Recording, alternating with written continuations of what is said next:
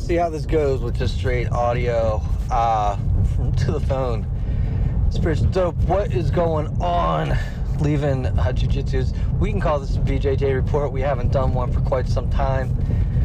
We, like I said, I'm leaving there right now. I was having a really good conversation with one of the other members today.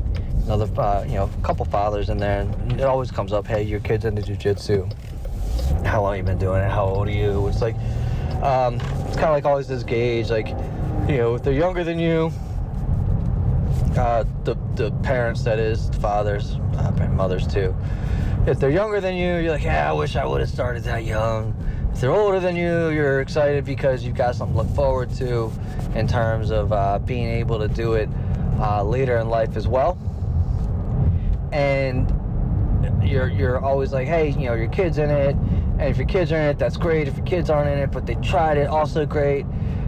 It's a real good community, and it's funny because we talked about how he was talking about doing CrossFit. I talked to another neighbor that I know is in Jiu-Jitsu and talked about going and doing. If I go into the gym and I work out, look, listen, that's great. I'm not going to tell you not to go move your fucking body, all right? I'm not about that life. If you're not moving your body now, go do something. You will notice a change in your life, your demeanor, your way of being, who you are, how you are around other people. You will feel more focused. You will, even though you're expending energy, you will feel more energetic. You will have more clarity, you will have more focus, like all that shit happens, right? All the shit that, all this, like I remember when I went to the psychiatrist, I was trying to think of the name of the guy that's capable of giving you a prescription. I went there, that's what I did not have in my life, where I did not feel like it was readily available. I felt like I needed a pill to give me what I just said, the clarity, the focus, the more energy, the better person to be around. I felt like it needed a pill because I felt like something was inherently wrong with who I was, and there was no way that I was going to be able to implement. I remember calling around, pill shopping, basically. What up, motherfucker? Pill shopping, basically. And I knew that I wanted Adderall. I knew that I wanted this focus. I knew that I wanted this clarity. I knew that I wanted to be sharper, wittier, a person of higher and greater value. And I felt like all I needed to do was take some Adderall. All that's a silver bullet, right? And so I called like wellness centers, and they're like, well, we do not generally start there. Okay. Generally what we recommend is changing some habits, or you've tried exercise, and do you do this? I'm like, this is it's kind of 6 or 7 years ago. Like, no, man, that shit ain't for me. I was like, I drink a lot. I was like, I don't see that stopping. I was like, exercise, I don't know, that's not who I am. I made fun of people exercising because I'm a jerk and judgy motherfucker, and that's who I was at that point in time, and I did not see how any of that other shit could possibly help me when all I had to do was take a pill. Those are the things that you're seeking, right? And that's what I found simply by getting up and adding movement to more days than not. What else did we talk about? We talked about talked just about how Jiu-Jitsu goes beyond the exercise, right? I think that once you start getting up and you start moving and you're starting to do these repetitive actions, they're great. And again, like maybe you're a bodybuilder, maybe it's enough for you. But you also begin to feel this, you see yourself, you're in the gym, you go in there, you're like, what are you going to do today? I'm going to ride the bike. What are you going to do? I'm going to lift the weights. What are you going to do today? I'm going to, I'm going to jog. I'm going to do leg whatevers. And, okay, that's great. But we kind of joked about how, nobody wants, like, in Kenny Powers, would tell you nobody wants to be the best at exercise. And the idea is like, okay, I think that it's great. You've got the discipline now, you've gotten up, you've gotten your body moving, and I think that that's all great, and I think that that does apply going forward. But I feel that even more so, like Jiu-Jitsu applies infinitely more. Let's, for an example, if I go in to work every day and I do the work, and I just go in, I'll get better. I'll get better at my job. I continue to do it. I keep doing the same things. I get repetitive at it. If I keep going to the gym, I'm going to keep doing it. I'm going to keep working out. I'm going to stay in shape. I might even get in a little bit better shape. I would liken it to the raise that you get every year is about what you can expect, right? I go in, I do the same thing every year. I can expect to keep my job, and I can expect to maybe make the maximum bonus and continue on. Life is fine and great. Nothing wrong with that. I think that that's just fine. You can get ultra good at doing stuff if you want that way. Again, you can stay totally fit and have a good life. However, with Jiu-Jitsu, not only do you get that, not only do you get the discipline to go in and effectively get your exercise and your workout, you also get a community of people that will help you to be successful, even if it seems like it's an individual support or individual sport. There's also the idea that people are there to help you to progress, right? You've got your coaches who are in there to help you. You've got people around you that they want you to get better so that they can get better. And they will help you to point out areas that you can improve upon. They will say to you, they'll say, look, I think that what you're doing is really great here. I've been in this for a while now. I've been doing it for a while now. And what I would love to see from you, or where I feel like, at least against me, right? When it's usually, if I'm against somebody, today, as a matter of fact, you got a gentleman named Mark. He's a little bit longer, taller, in frame than body. And I was like, man, just because your size difference, you may want to cut the space off here and keep the control here versus kind of being on your knees and having your chest up against my chest where there's space, right?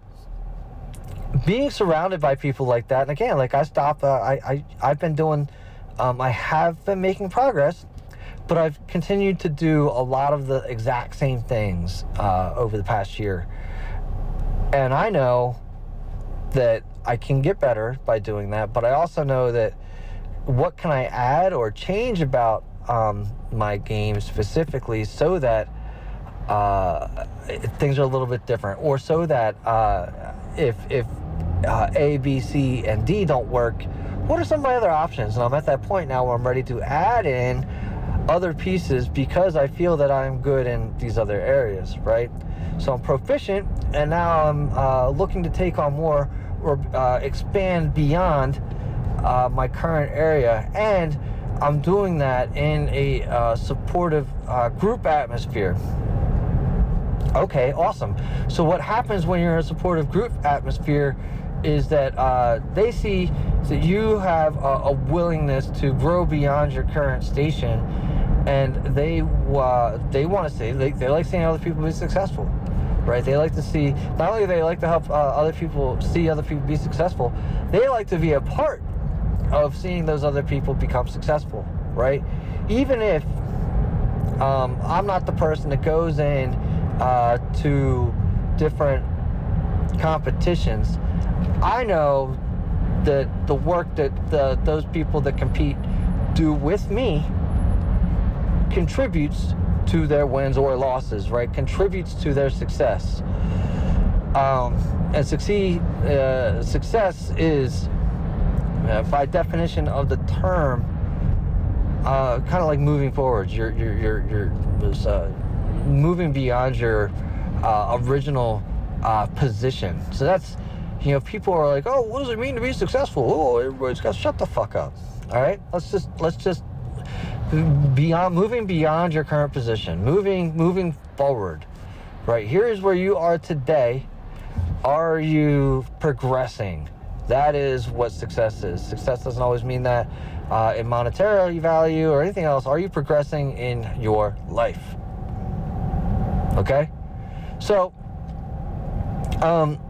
you're in a group of people that are all trying to do that for each other within Jiu-Jitsu. And you can hope, now you can start to see, what's the other piece in there too? Another gentleman I had, I think his name was John, this morning too. We talked about it, how in Jiu-Jitsu, you'll experience losses. You'll experience somebody tapping you out. You'll experience yourself being in a position you no longer want to be in because you recognize it as detrimental to you. Okay? You're getting choked out, your arm's in a bad position, your leg, or whatever. You're like, oh, okay, stop. I get it.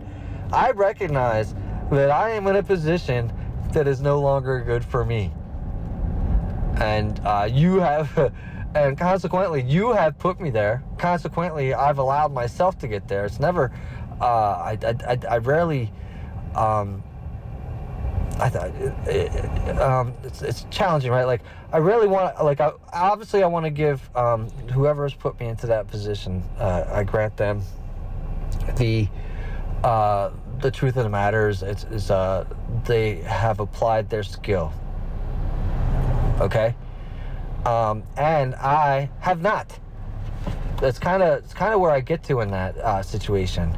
And sometimes what happens is they apply the skill in a way that I've never seen it before, and I learn from it. Right? Is it necessarily a loss? No. Again, A, I've helped somebody get better. Or B, I've done the same to that person, right? And when I've experienced a loss or found myself in that situation, I'm able to, we're able to reset and start over, okay? We're able to reset and start over. And being able to do that in an area where you're supported, again, fantastic. There you are, Jiu-Jitsu, you're in support. If you're working for a company, or if you're working with a group of people, these would all, oh, whoa, what's up, bro? That's a big truck. Those are all things that I got to imagine you would love to find yourself around, right? Where can, like, look, where can you add to somebody else's success? Where can you help others grow? And help see them to be successful because you've been in similar situations before, because you recognize that you recognize the move that they're trying to pull is missing something vital, right? It's missing a valuable piece, and you can offer guidance, right? And I think that what's great too is, like, even if they don't take it that day. Or if they do, it's great if they, look, everybody wants to be coached and see great coaching. Sometimes it doesn't absorb immediately. Sometimes they're not even at that state to absorb it. Chances are, though, is that